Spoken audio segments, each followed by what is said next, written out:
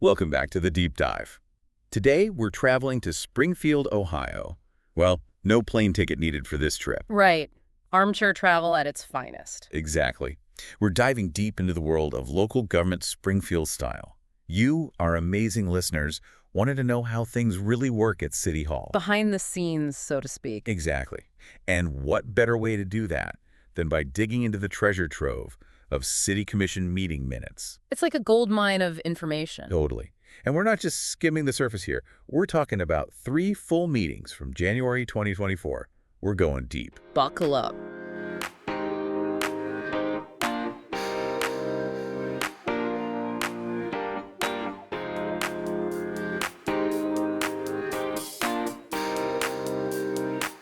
First stop, January 2nd, the organizational meeting. This is where it all begins. New year, new beginnings, and maybe a few new faces around the table. Fresh start. Exactly. We see Mayor Rob Rue and Commissioner Tracy Tackett, both freshly elected, taking their oaths of office.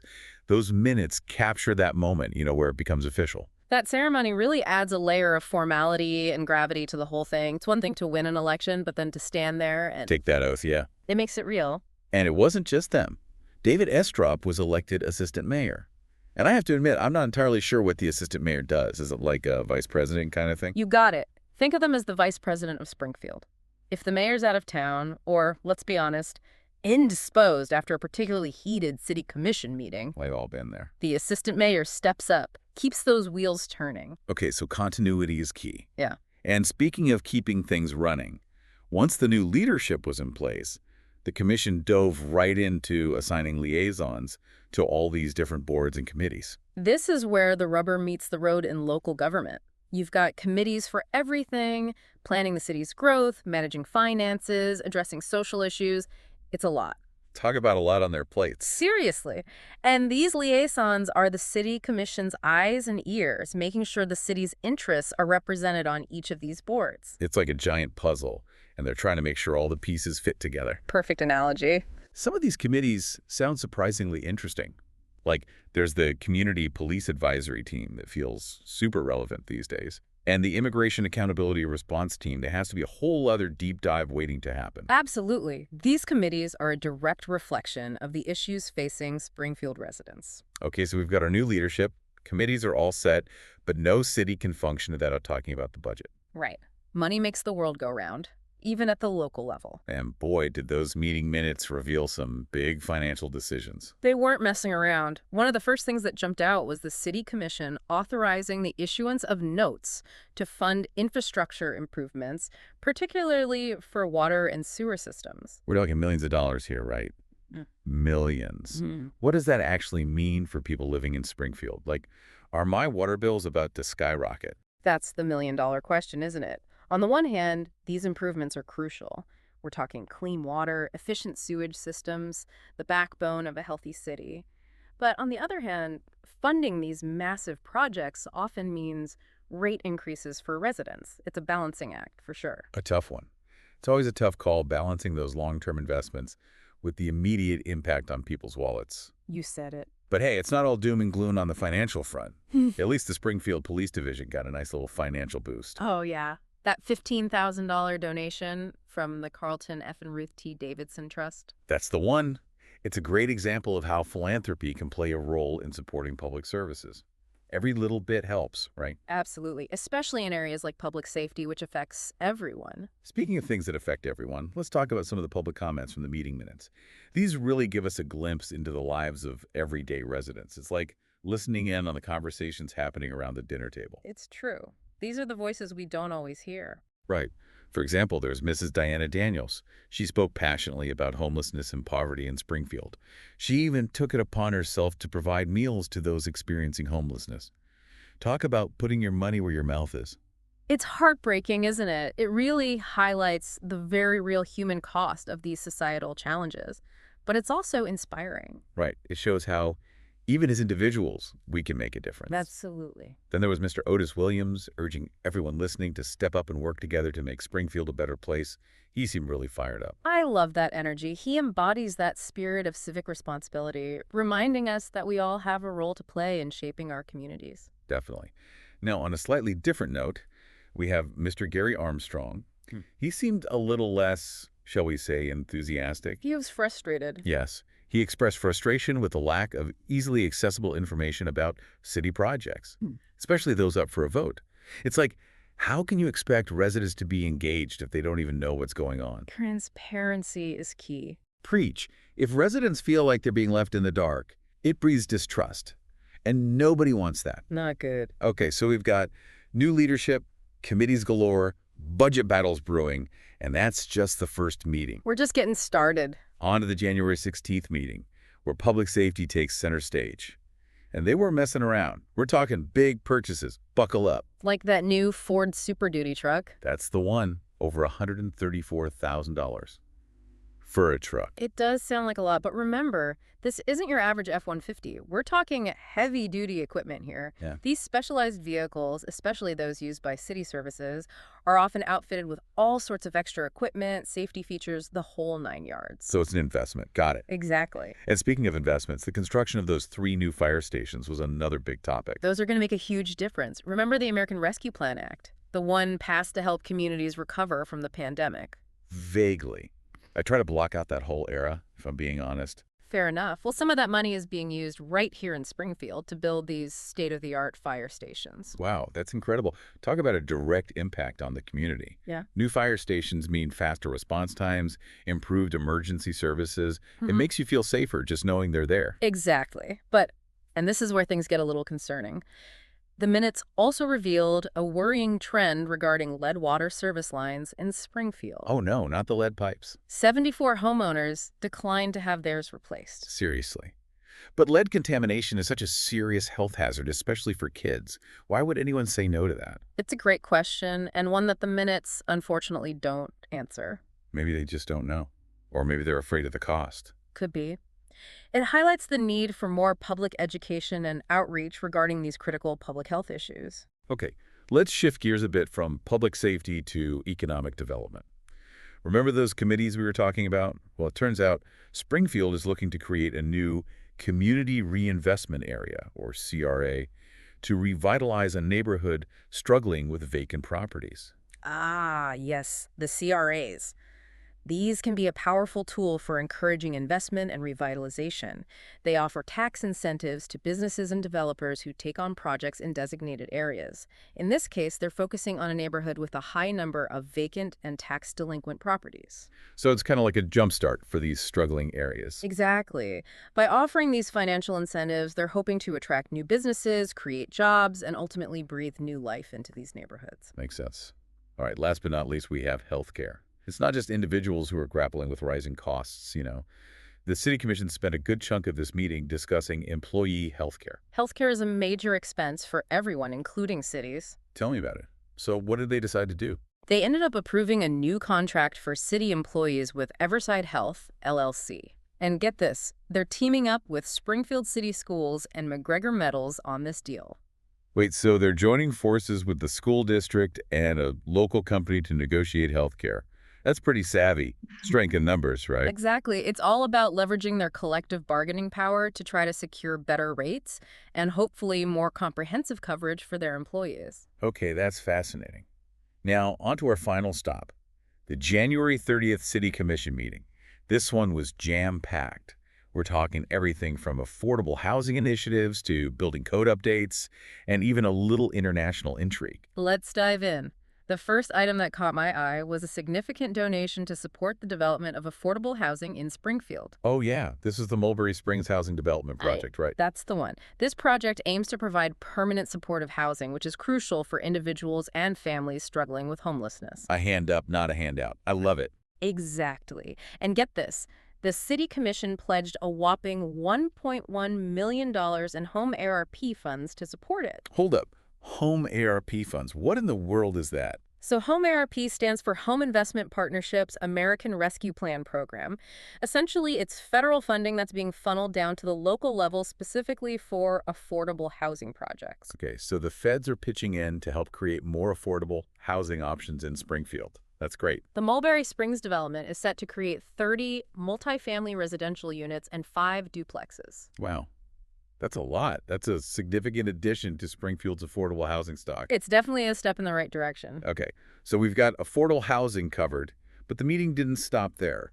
There was also a whole lot of talk about updating the city's building codes. Ah, yes, the glamorous world of building codes. It might not sound like the most exciting topic, but it's incredibly important. It's one of those things that's easy to overlook, but it really impacts our daily lives. These updates will affect everything from new construction projects to renovations. It's all connected. They're all about protecting residents and ensuring the overall quality of life in the community. Speaking of quality of life, the discussion about the Immigration Accountability Response Team, or IART, really piqued my interest. Their work touches on some of the broader social and cultural currents running through Springfield, wouldn't you say? Absolutely. And it's a great example of local government grappling with these really complex social issues. From what I gathered, the IART isn't just about enforcement. They're taking a multi-pronged approach, focusing on investigating labor exploitation, addressing housing challenges within immigrant communities. They're even providing drivers education resources. Wow. It sounds like they're really trying to create a more welcoming and inclusive environment for immigrants in Springfield. That's fantastic. They're working with all sorts of partners, the Ohio BMV, local schools, even volunteer translators. It's really a community effort. Okay, before we move on to part 2 of this Springfield saga, there's one tiny little detail from this meeting I have to point out, and it involves a missing person, Oh, you mean Commissioner Bridget Houston. the one and only. She was noticeably absent from this particular meeting. The minutes didn't provide any explanation for her absence. No word on whether it was a scheduling conflict, a family emergency, or maybe she just had enough of City Hall for 1 month. Maybe she was off on a fact-finding mission, gathering intel for the next big debate. Whatever the reason, it's a good reminder that even in the world of local government, life happens. Life finds a way. But even with one commissioner down, the City Commission still managed to power through a packed agenda. We saw them tackle critical issues, make tough financial decisions, and listen, or at least attempt to listen, to the voices of their constituents. It's a fascinating glimpse into the inner workings of local government, isn't it? And while these minutes only offer a snapshot of a few weeks in Springfield, they give us valuable insights into the challenges and opportunities facing communities across the country. Totally. But we're not done yet. Oh no, we've got a lot more ground to cover. In part 2, we'll unpack even more from the Springfield City Commission meetings, including some surprising disagreements Oh, juicy. and a few, shall we say, interesting expenditures. I'm intrigued. So grab your metaphorical gavel, and we'll see you back here for part 2. Welcome back to Springfield. We're diving right back into those city commission meeting minutes, and trust me, things are about to get interesting. I'm ready. Last time we left off, we were talking about economic development, specifically that new community reinvestment area, or CRA, they're setting up. But then in the January 30th meeting, things get a little, well, spicy. Let's just say there were some differing opinions. Differing opinions, that's one way to put it. They were practically throwing metaphorical shade across the It table. was a lively debate. Lively. More like a city council showdown. Okay, so spill the tea. What got everyone so riled up? It all centered around the proposed enterprise zone expansion. Okay, hold on, rewind. What exactly are enterprise zones? Essentially, they're a tool used by cities to attract businesses and revitalize struggling areas. Think tax breaks, other incentives, anything to entice companies to set up shop. Ah, so it's like a big welcome mat for businesses. Exactly, except not everyone's convinced it's worth the cost. Because these incentives mean the city's losing out on potential tax revenue, right? Exactly, and that's where the debate gets heated. Is it a worthwhile investment that ultimately benefits the community, or is it just giving away money with no guaranteed return? A tale as old as time. Pretty much. And in this case, the City Commission was considering expanding an existing enterprise zone into an area with a lot of vacant and tax-delinquent properties. So kind of a gamble. You could say that. And the meeting minutes really captured that tension. You can practically feel it jumping off the page. Ooh, give me some highlights.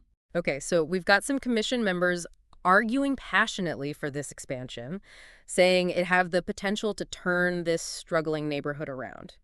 And then we've got others equally passionate who are like, hold up, show me the receipts. We've tried this before and it hasn't always panned out. Classic case of fool me once, shame on you, fool me twice. Right. It really highlights the tough decisions local governments face every day. Limited resources, competing priorities. It's all about trying to find that balance. And sometimes finding that balance means having good old-fashioned debate. Well, that's democracy in action, right? Right. Okay, so we've got economic anxieties brewing. Let's move on to another hot topic that kept popping up: public safety. Right. And it wasn't just about shiny new fire trucks and fancy equipment, though we did get a healthy dose of that. Over $134,000 for that Ford Super Duty truck, remember? Yep. But there were also some serious concerns about, well, remember those lead water service lines? Oh, those lead pipes are back to haunt us. It seems they are. 74 homeowners declined to have theirs replaced. Can you believe that? It's mind-boggling. I mean, lead contamination is no joke. Yeah. Did the minute shed any light on why people might be saying no thanks to this? Unfortunately, not really, which is part of the problem, right? Because if people don't understand the risks, or if they don't trust the information they're getting, they're less likely to take action. Exactly. And it makes you wonder, how can the city do a better job of communicating these issues to residents? How can they build that trust? It's a tough one. Oh. Maybe they need a whole task force dedicated to public outreach and education. The "We're here to help you understand" committee. Not a bad idea, because at the end of the day, it's about protecting public health. Okay, so we've covered economic jitters and public safety concerns. What else did these city commission meetings reveal about the state of Springfield?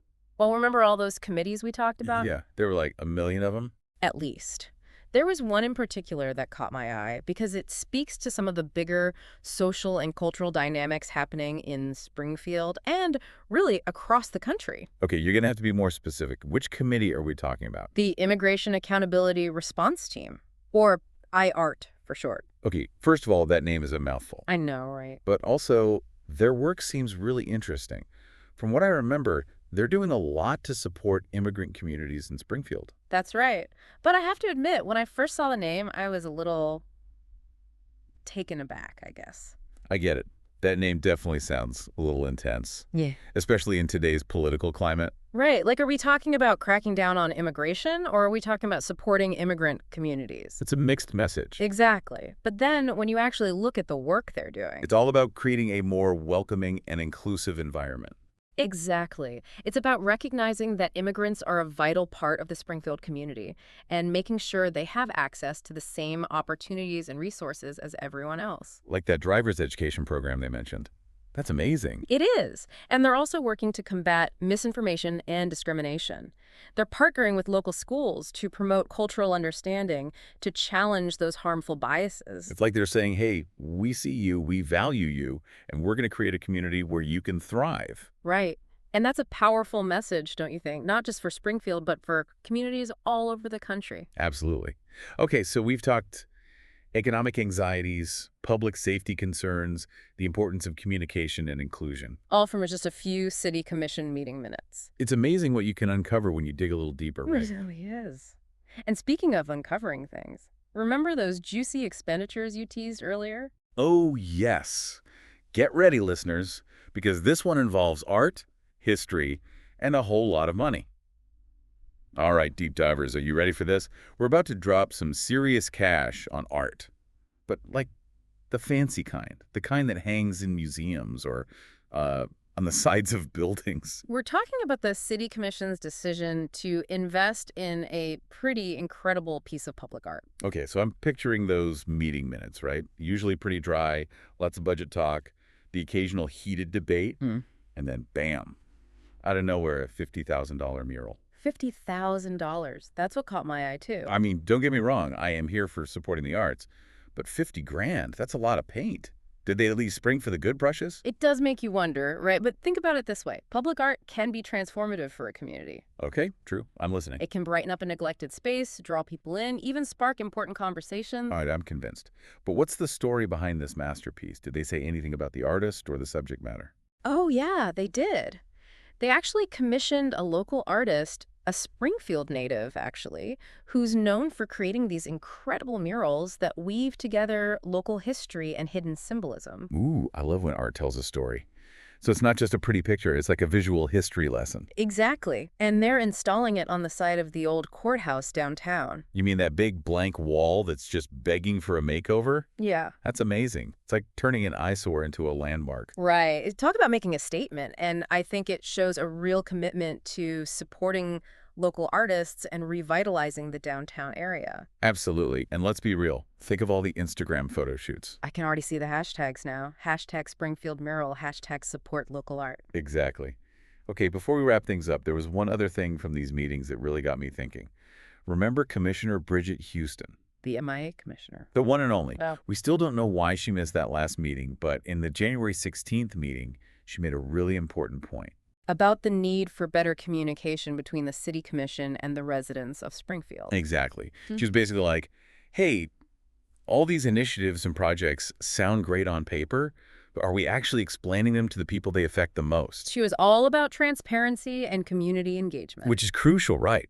Because if people don't feel heard, if they don't understand what their government is doing and why, they're going to check out. It's like you always say, knowledge is power. Preach. Okay, so let's bring it home, shall we? We've spent the last hour or so digging deep into the world of the Springfield City Commission.